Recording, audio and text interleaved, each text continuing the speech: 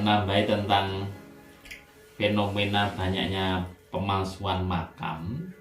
Setelah tadi sudah dijelaskan panjang lebar dari sisi tersebut, saya nambah dikit aja mungkin dari segi ekonomi. Jadi pemalsuan makam ini yang dipalsu pun bukan orang sembarangan, pasti seorang tokoh. Tujuannya apa? Tujuannya supaya makam tersebut menjadi daya tarik masyarakat, wabil khusus orang-orang yang senang ziarah para wali. Kemudian di situ diadakan kotak infak.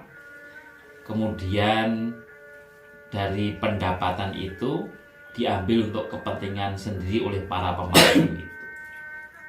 Dan dari pemasukan itu tidak hanya ratusan ribu jutaan, di atas itu di ratusan juta dia dapat kan gitu. Itu fenomenanya. Jadi dari segi ekonomi pun dia juga bisa mendapatkan keuntungan dari pemalsuan makam itu. Itu penambahan dari saya tentang sisi ekonomi. Ini masalahnya pembodohan semacam ini otomatis kan berakibat kepada tauhid. Gitu. Ketauhidan kita. Masa iya untuk menegakkan satu kebenaran kita bangun dengan kebohongan itu. Seperti pemalsuan makam itu kan jelas kebohongan gitu ya. Dari awal sudah dimulai kebohongan. Bagaimana kita mau menegakkan kebenaran di atas kebohongan? Kan ironi itu. Ya mungkin para pemalsu itu tujuan awal sudah tidak menghiraukan tentang ismun, tentang dosa. Mereka hanya mencari duniawiannya, kemudian juga eksistensinya di negara kita yang NKRI ini. Ketika pembelokan sejarah nenek moyang kita dibelokkan semacam itu, nanti pada akhirnya akan diklaim bahwa NKRI itu adalah buah dari nenek moyang mereka. Sehingga kita sebagai orang asli bisa nanti terpinggirkan. Seperti yang terjadi di Australia. Itu suku aborigin, suku yang asli, itu sekarang tidak punya hak apa-apa. Nah, mungkin seperti itu. Maka sebaiknya marilah semua elemen bangsa, tidak hanya nahdien dari agama apapun di Indonesia, harus waspada. Karena negara kita sedang dalam darurat dalam tanda petik. Tapi berarti salah satu adanya fenomena pemalsuan makam itu bisa dikatakan salah satunya mencari legitimasi sejarah atau menyambungkan ke sejarah yang ada di wilayah asli tersebut. Iya, ya itu jadi yang disebut dengan eksistensi tadi. Berarti makanya kan jarang ya kalau saya mau memasukkan makam, kan tidak mungkin makam yang baru ya. Pasti makam-makam yang sudah Lama. Karena apa ya? Karena menunjukkan eksistensi kehidupan tadi. Persis cara penguasaan Israel terhadap tanah Palestina itu. Ya mungkin.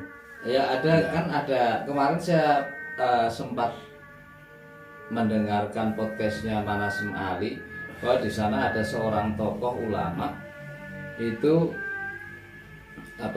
diganti dengan nama Rabi Yahudi. Itu saya kemarin dengarkan, tapi saya lupa nama sang Rabi itu siapa, ulamanya yang tadinya ada di situ siapa saya lupa, tapi beliau terangkan itu secara detail seperti itu memang. Nah itu ya mungkin perlu disikapi dengan lebih ini ya, artinya ini nggak mungkin juga kita apa namanya kita balikkan begitu saja tanpa ada bukti-bukti yang kuat itu untuk membuktikan bahwa itu palsu, itu juga butuh kekompakan masyarakat ya masalahnya. Iya. Masyarakat yang mengetahui di sekitar situ, kalau memang betul ya dirungkat aja seperti yang kita lakukan itu. Kalau nggak seperti itu ya nggak mungkin, kalau nggak keikutsertaan masyarakat nggak mungkin bisa juga. Ya, artinya kan tugas dari semuanya ya, bukan hanya negara sebenarnya. Negara kan penting memasukkan atau menginventarisir makam-makam yang termasuk cagar budaya. Kalau yang belum masuk ya seharusnya dimasukkan, karena bangsa ini kan dibangun atas dasar sejarah. Apalagi jati diri itu kan pasti dibangun atas dasar sejarah. Kita itu kan Indonesia penduduknya banyak. Nah, yang menyatukan itu apa? Yang menyatukan ya jati diri Nusantara ini. Nusantara, sehingga kita tahu bahwa nenek moyang kita, leluhur kita itu ribuan tahun yang lalu punya jati diri. Ya itu ditandai dari apa? Ya dari sejarah. Dan sejarah itu kan salah satunya bisa dipelajari, informasi sejarah itu bisa didapat salah satunya dari makam-makam itu, karena dari makam ada nama leluhur kita, mungkin di situ ada sejarah perjuangannya dan sebagainya, budayaannya. Ini masyarakat harus tahu betul. Nah, seperti yang telah kita dengar dari para winasis ya, bahwa bangsa yang tidak mengenal sejarahnya ya akan hilang, terombang-ambing. Ya seperti generasi muda kita itu kan sekarang banyak yang terombang-ambing. Tarian aja, yang dulu itu tarian kan bukan hanya sekedar olahraga atau sekedar seni budaya.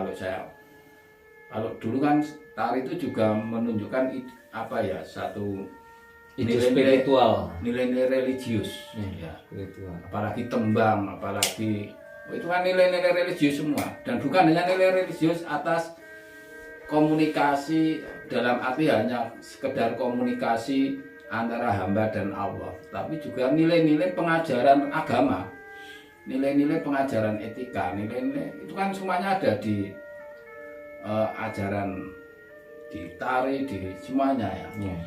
Nah, itu kan jati diri kita, sehingga ketika tidak mengenal itu ya kita cuman ikut terbawa gelombang apa yang datang dari Korea, artinya K-pop booming, bahkan India jadi booming. Ya kita nggak punya kepribadian. Kalau kepribadian ini berhenti atau kita hanya selalu mengambil dari orang lain, nah kita tidak akan bisa tumbuh.